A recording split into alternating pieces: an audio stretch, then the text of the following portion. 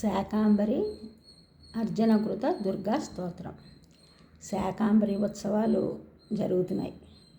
అసలు శాకాంబరి ఎవరు అంటే ఒకప్పుడు క్షామం ఏర్పడినప్పుడు ప్రజల హితార్థము శక్తి స్వరూపిణి శాకాంబరిగా అవతరించి వారి క్షుద్బాధను నివారించినది. శాకాంబరిగా అమ్మవారిని స్తుతించడం యుగాల నుండి వస్తున్నదని మనకి కొన్ని స్తోత్రాల ద్వారా తెలుస్తున్నది. కలియుగంలో శంకరాచార్యుల వారు కనకధార స్తోత్రంలో శాకాంబరేతి శశిశేఖర వల్లభేతి సృష్టి స్థితి లయ ప్రళయకేళిషు సంస్థితాయై తస్మై నమస్త్రిభువనైక గురోస్తరుణ్యై అని స్తుతించారు. అదేవిధంగా ద్వాపరయుగంలో అర్జునుడు ధనుంజయకృత దుర్గా స్తోత్రంలో అమ్మవారిని శాకాంబరిగా స్తుతించాడు. అంటే యుగయుగాల నుండి వస్తున్న సాంప్రదాయంగా మనం భావించవచ్చు. వరంగల్ భద్రకాళి అమ్మవారిని విశేషంగా శాకాంబరిగా అలంకరణ చేస్తారు. ధనుంజయకృత దుర్గా స్తోత్రంలో కాళీ భద్రకాళి అని స్తుతించాడు అర్జునుడు. అంటే అప్పటి నుండి భద్రకాళి అమ్మవారిని శాకాంబరిగా పూజించడం జరుగుతుంది. ధనుంజయకృత దుర్గా స్తోత్రం.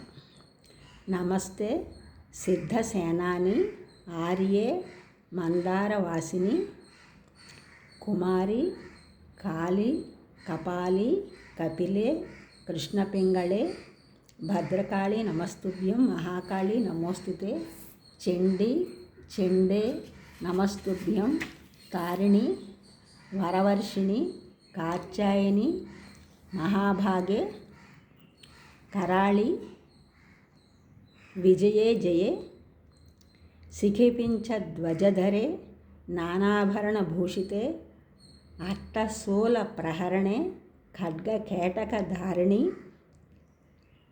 గోపేంద్ర శ్యానుజే జ్యేష్ఠే నందగోప కులోద్భవే మహిషాసురప్రియే నిత్యం కౌశిక పీతవాసిని అట్టహాసే కోకముఖే నమస్తేస్తు రణప్రియే ఉమే శాకాంబరి శ్వేతే కృష్ణే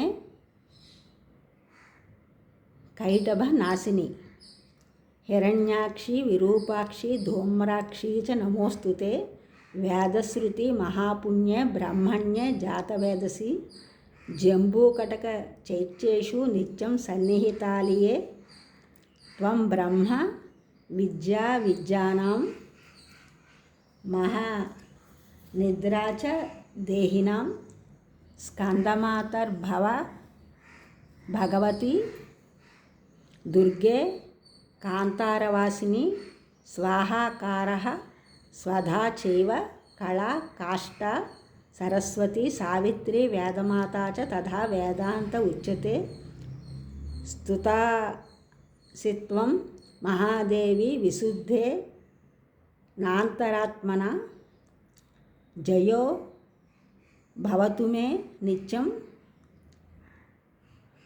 త్వత్ప్రసాదాదృణజిరే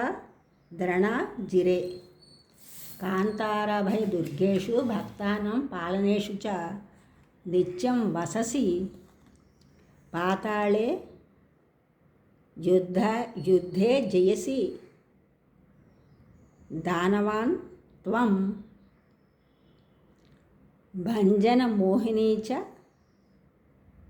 మాయా హ్రీస్త్రీస్తథైవ చ సంధ్యా ప్రభావతి చైవ సావిత్రి జననీ తథా తుష్టి పుష్టి ధృతి దీప్తిశ్చంద్రాదిత్య వివర్ధిని భూతిర్భూతి మతాం సఖ్యే వీక్ష్యసే సిద్ధచారణైః ఇది ధనుంజయకృత దుర్గా స్తోత్రం.